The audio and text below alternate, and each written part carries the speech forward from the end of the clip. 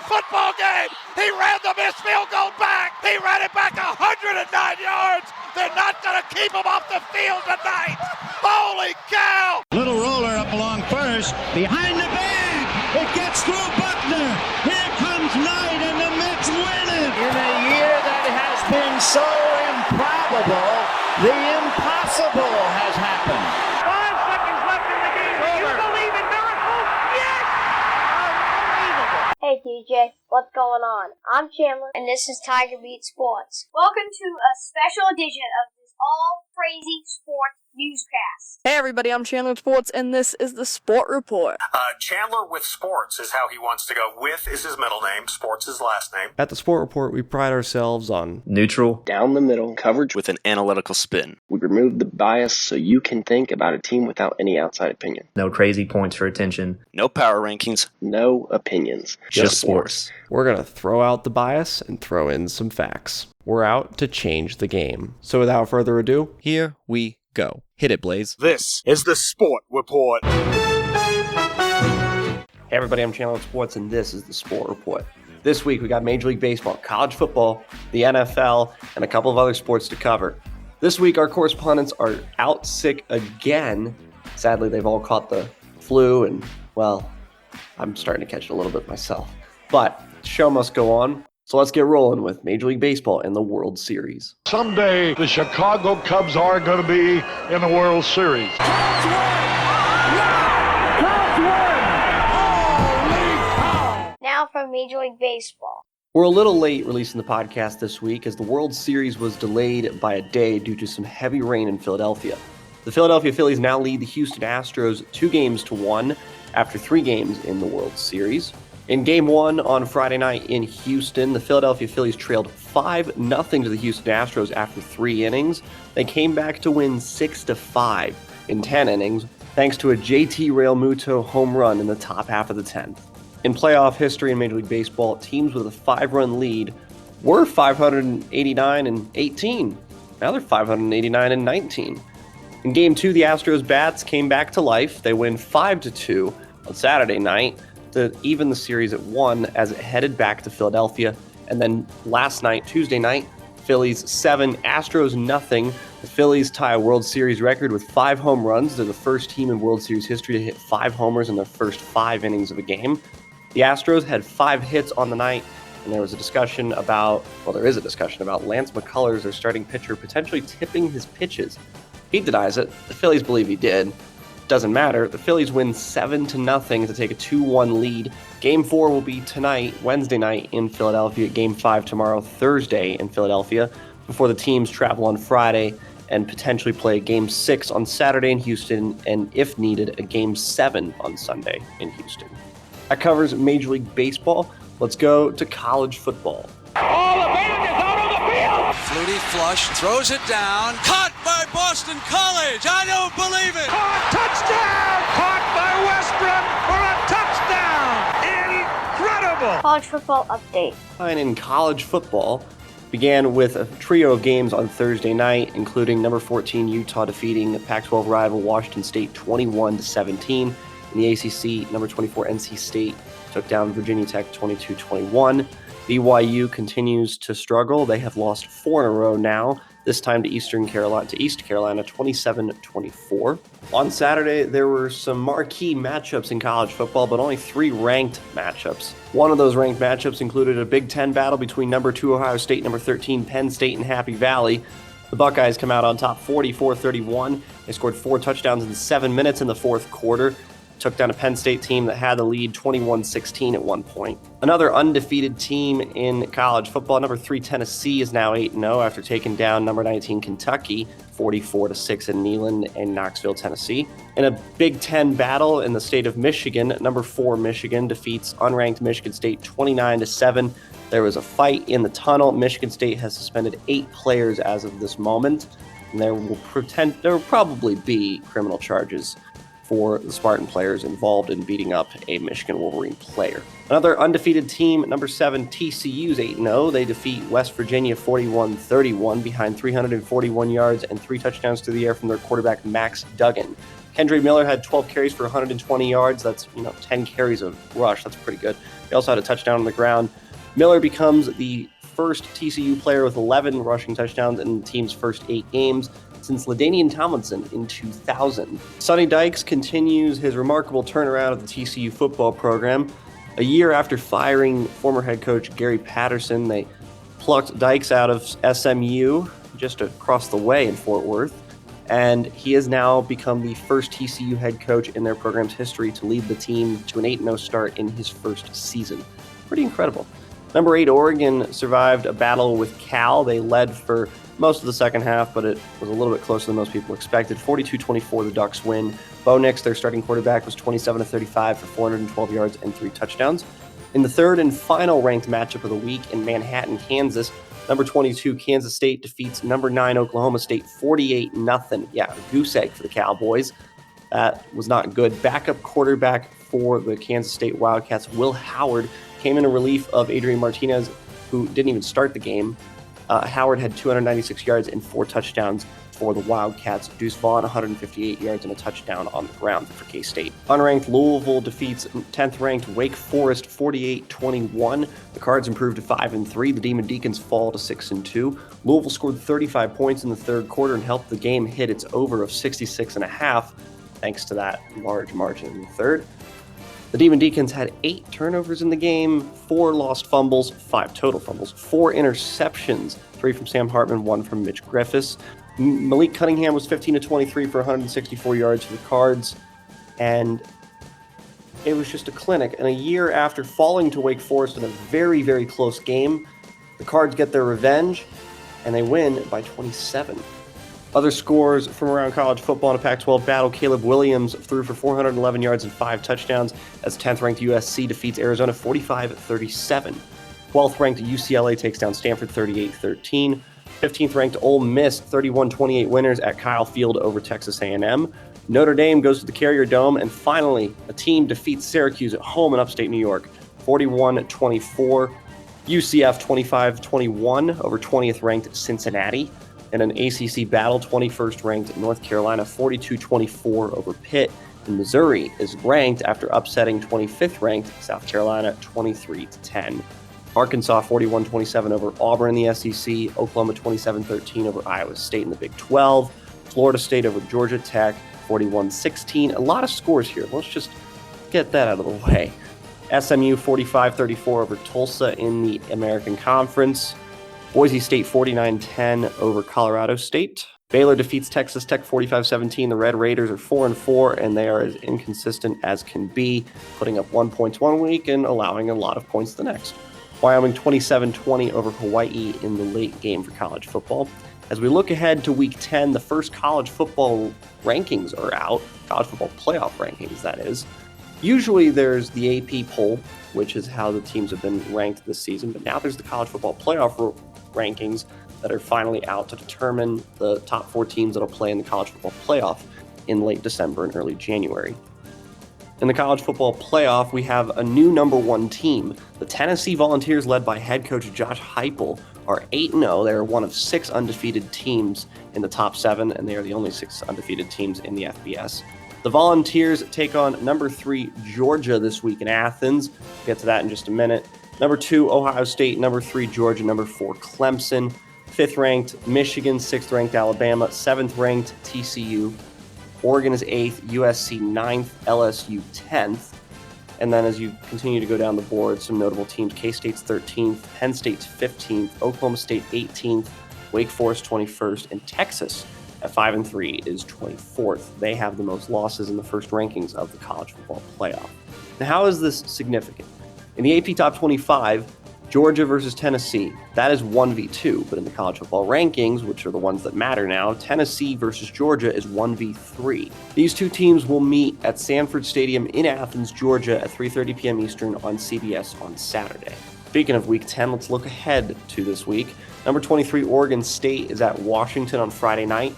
Then on Saturday, some of the ranked matchups in this week include Tennessee at Georgia, as well as number 6 Alabama and number 10 LSU, number 24 Texas, and number 13 K-State. And not to mention number 21 Wake Forest at number 22 NC State. Those are the ranked matchups. Other notable matchups this week, Texas Tech is at TCU, North Carolina at Virginia, Oregon is at Colorado, Michigan State at Illinois, Oklahoma State takes on a faltering Kansas team, Clemson takes on Notre Dame, UCLA against Arizona State, and Cal takes on USC. Check your local listings for times and channels. This is going to be an interesting Week 10 in college football. In other news and notes, Brian Harsin is finally out at Auburn. He had a 21-game tenure, which is the shortest of any full-time Auburn head coach since 1929.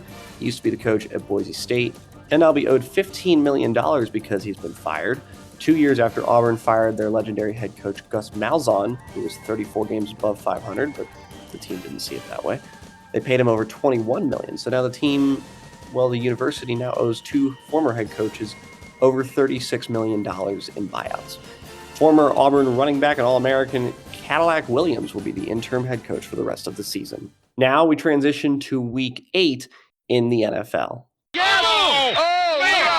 Pass is intercepted at the goal line by Malcolm Butler. How in the world? Oh my goodness. Around the NFL.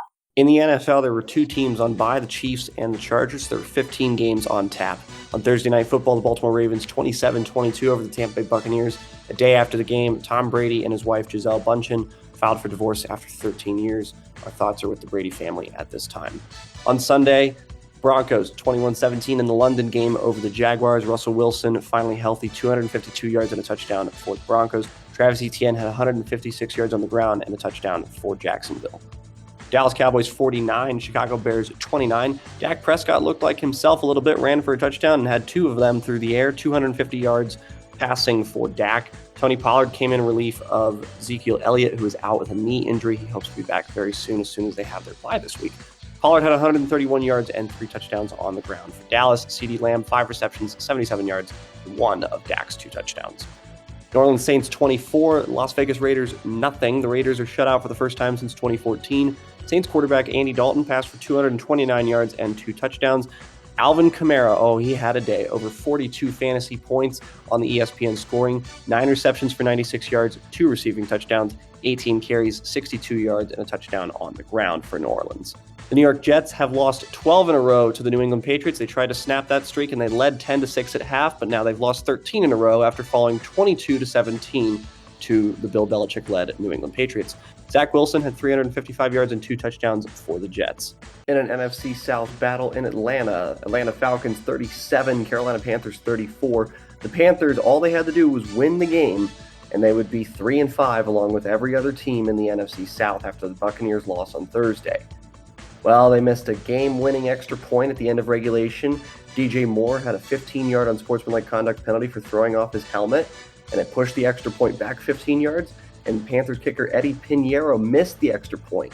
Go to overtime at 34-all. Both teams had a possession. Pinheiro had a chance to win the game for the Panthers after Falcons turnover. Panthers go down. They have a 33-yard field goal, which is, the distance for an extra point, and he missed it wide left again. Falcons go down, they kick a field goal, they win the game from Younghoe Koo, 37-34. Falcons by 3, they lead the division at 4-4. Miami Dolphins 31, Detroit Lions 27. Tua Tagovailoa had 382 yards and 3 touchdowns for the Dolphins. Tyreek Hill was a monster, 12 receptions for 188 yards, while his compadre Jalen Waddle had 8 receptions for 106 yards and 2 touchdowns. Minnesota Vikings 34, Arizona Cardinals 26. The Vikings are 6-1. Holy smokes. Kyler Murray had 326 yards and 3 touchdowns for the Cards. Through the air, Dalvin Cook 111 yards and 1 touchdown on the ground for Minnesota. DeAndre Hopkins 12 receptions, 159 yards, and one of Kyler's 3 touchdowns for the Cardinals. In a battle of the Keystone State, the only undefeated team in the NFL, the now 7-0 Philadelphia Eagles took down the now 2-6 Pittsburgh Steelers 35-13. A.J. Brown had 6 receptions for 156 yards and 3 touchdowns for Philadelphia. Tennessee Titans 17, Houston Texans 10. The Titans are now 5-2 behind 219 yards and 2 touchdowns rushing from their star running back Derrick Henry. Derrick Henry ties O.J. Simpson for the most 200-yard rushing games with 6. The Titans are now 5-2 after starting 0-2. Washington Commandskins 17, Indianapolis Colts 16. The Colts had a new quarterback. Their 6th-round draft pick Sam Ehlinger from Texas He was 17 of 23 for 201 yards, but Terry McLaurin returns home to Indianapolis. He had 6 receptions for 113 yards on the day, including a big catch late in the game to set up the Commandskins touchdown to win it. In the afternoon slate, San Francisco 49ers 31, Los Angeles Rams 14. Christian McCaffrey did the trifecta. He's the 4th player to do it. He passed, he rushed, and he had a receiving touchdown, joining David Patton, Sweetness, Walter Payton, and most recently LaDainian Tomlinson in 2005 with a pass, rush, and receiving touchdown in the same game. Seems like he's fitting in very well back home in San Francisco. Seattle Seahawks 27, New York Giants 13. The Seahawks are still atop the NFC West behind 212 yards and 2 touchdowns passing from Geno Smith. The Giants had 2 muffed punts from their returner Richie James, and you wouldn't have thought it, but the Geno Smith-led Seattle Seahawks are 5-3, and the Russell Wilson-led Denver Broncos are 3-5. Yeah, I'm serious. I think the NFL is drunk at this point. On Sunday Night Football, Buffalo Bills 27, Green Bay Packers 17. The Packers have lost 4 games in a row for the first time under their current head coach, Matt LaFleur. They had previously never lost back-to-back regular season games. For the Bills, Josh Allen, 218 yards and 2 touchdowns. On the ground for Green Bay, Aaron Jones, 20 carries for 143 yards. Not to mention Bills receiver Stephon Diggs, 6 receptions, 108 yards, and one of them being a touchdown. One of the receptions being a touchdown. Stephon Diggs is the first player to score a touchdown in 8 consecutive games against Green Bay. He used to be a member of division rival, the Minnesota Vikings. Diggs also became the first Bills player with 100 receiving yards and a receiving touchdown in 3 straight games since Albert Dubenion in 1964. He also tied Dubenion for the most games with 100 receiving yards and a receiving touchdown in a season in franchise history with now 5. And he's tied with Chiefs tight end Travis Kelce for the most touchdown receptions this season with 7. On Monday Night Football, Cleveland Browns 32, Cincinnati Bengals 13 in a battle of Ohio. The Browns improved to 3-5. The Bengals fall to 4-4. Nick Chubb had 101 yards and 2 touchdowns rushing for Cleveland. And Amari Cooper, 5 receptions, 131 yards, and a touchdown receiving for the Browns. Joe Burrow and the Bengals are still struggling in their first season after their Super Bowl runner-up performance last season. Burrow was 25 of 35 for 232 yards, 2 touchdowns, and an interception. He was also sacked 5 times. Looking ahead to the upcoming week, it is week 9. We are officially at the halfway point in the NFL season after this upcoming week. Starting on Thursday Night Football, Philadelphia Eagles at the Houston Texans. Then on Sunday, Green Bay Packers, Detroit Lions in an NFC North battle. Indianapolis Colts, New England Patriots. Las Vegas Raiders, Jacksonville Jaguars. San Diego Chargers, the LA Chargers are at the Atlanta Falcons in a 10 a.m. body clock game for the Chargers. Miami Dolphins, Chicago Bears, Carolina Panthers and the Cincinnati Bengals, Buffalo Bills and the New York Jets. That'll be an interesting battle. Minnesota Vikings and the Washington Commandskins. In the afternoon wave, there's only 2 games, Seattle Seahawks and the Arizona Cardinals, and the LA Rams and the Tampa Bay Buccaneers. Sunday Night Football has the Tennessee Titans pitted up against the Kansas City Chiefs, and Monday Night Football will conclude with the Baltimore Ravens and the New Orleans Saints. Maybe Justin Tucker will appear on the Manning cast in the middle of the game, the Ravens kicker. The Manning brothers were really pushing for that during their Manning cast on the Monday Night Football game this previous week. Teams on bye this week include the Cleveland Browns, Dallas Cowboys, Denver Broncos, New York Giants, Pittsburgh Steelers, and the San Francisco 49ers. Other news and notes in the NHL, Tage Thompson had 6 points for the Sabres on Monday night, tied for the most points in NHL history on Halloween night.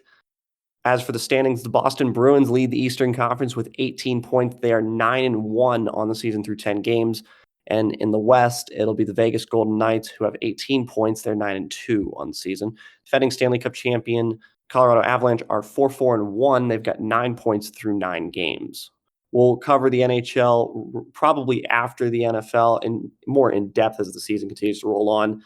Similar to the NBA, where the Milwaukee Bucks are the last undefeated team in basketball. They're 6-0. The Cleveland Cavaliers behind them at 5-1. The Celtics 4-2 in the East. In the West, the Suns and Trailblazers are 6-1 and 5-1 respectively, with the Jazz and Spurs trailing right behind them.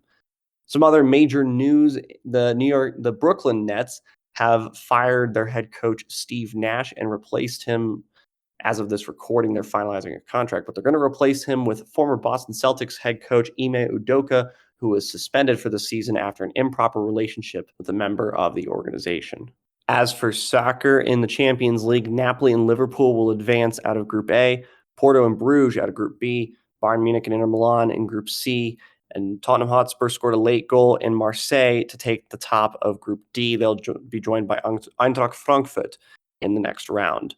Groups E, F, G, and H will all play their games today. We'll have results on that next week. In the Premier League, Harry Potter's second cousin, Graham Potter, is now the head coach, the manager of Chelsea. He returned to Brighton Hove Albion for the first time since leaving the club high and dry about a month and a half ago for a lucrative job at Chelsea.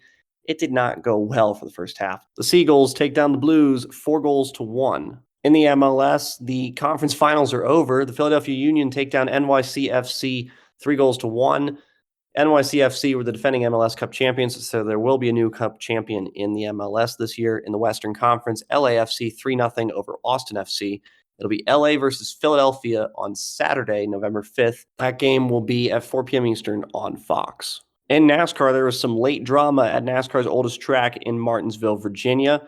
Ross Chastain takes home the 4th spot in the Final Four of the Chase for the Cup. When the race heads to Phoenix this upcoming week, we'll have our NASCAR correspondent Andy Jones on to cover that championship race next week. Ross Chastain was running in 10th in Martinsville this previous week. He needed to finish ahead of Denny Hamlin in order to qualify in one of those final 4 spots in the Chase for the Cup. And it moved from 10th to 5th. Holy smokes. And Martinsville is not a big track. It's a big oval. So the fact that he was able to pull this off was incredible. So he took the car on the top half of the track, ran up against the wall, and he admitted after the race that he took it from EA Sports NASCAR Chase for the Cup 2005 on his Nintendo GameCube, which, by the way, is a really great game. Ran his car so high on basically rode the wall like one of those mechanical rabbits running on a wall at a dog track. Think of it like Lightning McQueen getting up on the wall as he passes Doc in Leighton First Cars movie. He went from 10th to 5th. He overtook Denny Hamlin, and he'll join Christopher Bell, Joey Logano, and Chase Elliott as one of the final 4 drivers who could potentially take home the NASCAR Cup. Finally, in tennis, our Sport Report tennis correspondent, Braden Magnus, thought this would be nice to throw in, and he's right. Felix Auger-Aliassime from Canada has won 3 tournaments in the last month, including a tournament in Roger Federer's hometown of Basel last week.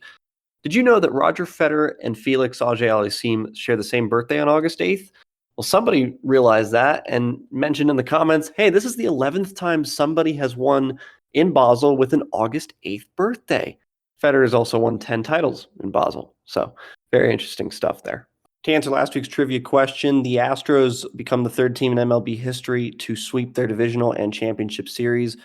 Who are the other 2 teams to do it? Hint, both of those teams lost in the World Series. That would be the 2007 Rockies, swept by the Boston Red Sox, and the 2014 Kansas City Royals, who lost to the San Francisco Giants when they won their 3rd World Series in 5 years. This week's trivia question in the AP poll, it'll be number 1 versus number 2, Tennessee versus Georgia.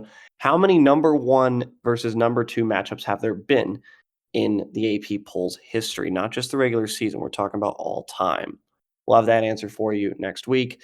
This will be our second to last episode before we take 2 weeks off for Thanksgiving. We'll have an episode next week, and then we'll be back on November 30th, so mark your calendars for that. For now, I'm Taylor. So let it be written, so let it be done. Thanks for tuning into the Sport Report today. We'll be back on our next episode with the latest in sports. Right now, we're still working on a website, but if you want to follow us on social media, we are at SR_CWS on Instagram and Twitter. You can also find our podcast on Anchor, Spotify, iTunes, Google Play, you name it. We're on almost every podcast platform. This podcast is copyrighted by the Sport Report for viewers to understand sports from a news reporting basis. Any other use of this podcast, Sport Report logos, or anything associated with this podcast without the express written consent of Channel Sports is strictly prohibited.